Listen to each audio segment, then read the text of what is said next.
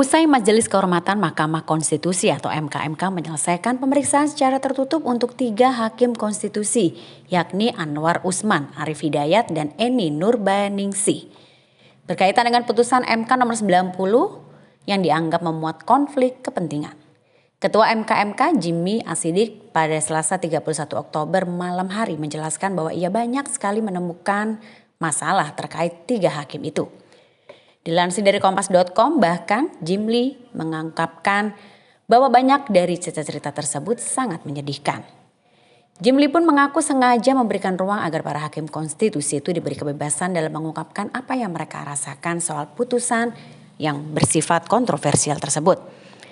Tetapi saat ditanya lebih detail lagi oleh awak media, Jimly tidak mau membeberkan isi pemeriksaan karena memang berdasarkan peraturan MK nomor 1 tahun 2023 tentang MKMK, pemeriksaannya bersifat tertutup. Sebagai informasi, dugaan pelanggaran kode etik ini mengemuka setelah MK yang diketuai oleh ipar dari Presiden Joko Widodo Anwar Usman mengabulkan gugatan terkait syarat usia calon presiden dan wakil presiden pada Senin 16 Oktober lewat putusan yang kontroversial. Dalam putusan nomor 90 itu, MK merumuskan sendiri norma bahwa seorang pejabat yang terpilih melalui pemilu bisa saja mendaftarkan diri sebagai capres maupun cawapres walaupun tidak memenuhi kriteria usia minimum 40 tahun. Putusan ini memberikan tiket untuk putra sulung Jokowi Gibran Rakabuming Raka yang juga keponakan Anwar Usman untuk melaju pada Pilpres 2024 dalam usia 36 tahun berbekal sebagai status wali kota Solo yang baru disandangnya selama 3 tahun. Putusan dan prosedur persidangan dan registrasi yang berkenaan dengan cara bekerja dalam mengambil keputusan. Intinya banyak sekali masalah yang kami temukan, ya. Jadi dari 3 hakim ini saja muntahan masalahnya ternyata banyak sekali. Ya, jadi kami mengucapkan terima kasih pada masing-masing hakim. Ya kan, nanti meskipun semua hakim ini terlapor, tapi kan tingkat tuduhan pelanggarannya beda-beda.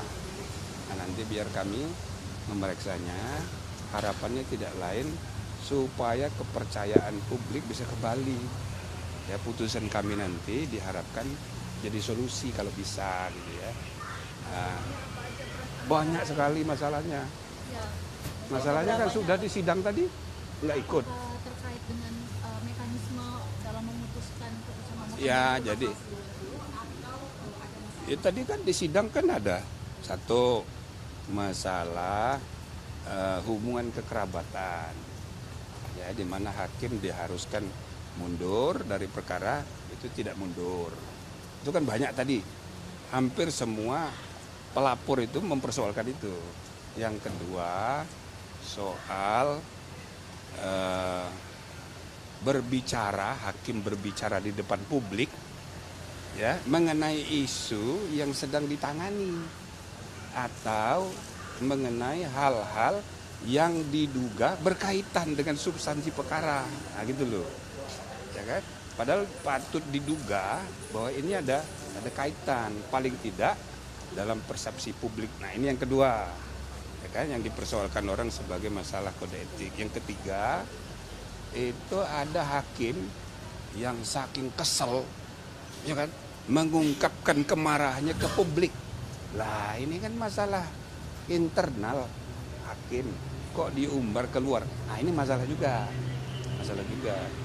Nah, lalu ada lagi hakim yang menulis dissenting opinion, tapi bukan substansi ide yang dituliskan, tapi ya ekspresi kemarahan. Nah, ini kan jadi masalah juga. Nah, itu sudah berapa tuh? 4. Yang kelima soal prosedur registrasi, kok ada yang loncat-loncat. Nah, itu dipersoalkan, ya kan?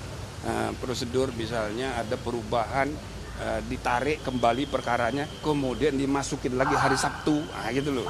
Jadi ini yang teknis-teknis begitu. Tapi ini kan ada kaitan dengan motif etika, motif kepemimpinan, motif good governance. Nah, ada lagi yang mempersoalkan kok MK ini lambat sekali dibentuk. Nah, ini misalnya Ziko tadi, ya kan? Dulu sudah ada Dewan Etik, sudah tidak ada lagi setelah undang-undang baru. Lalu dia menyampaikan laporan harusnya ditindaklanjuti oleh MK, tapi dia bayarin berbulan-bulan, ya kan? Nah itu juga persoalkan juga sebagai masalah kode etik. Jadi sudah 6. Nah, ada lagi, apalagi tadi satu lagi. Jadi semua itu tercermin dalam isi laporan. Nah jadi kami sesudah nanti selesai dengan semua pelapor hari Jumat, ya mudah-mudahan sampai Kamis pun 9 hakim semuanya sudah kami dengarkan. Nanti baru kami akan rapat bertiga untuk menentukan bagaimana kira-kira putusan terbaik dari Majelis Kehormatan.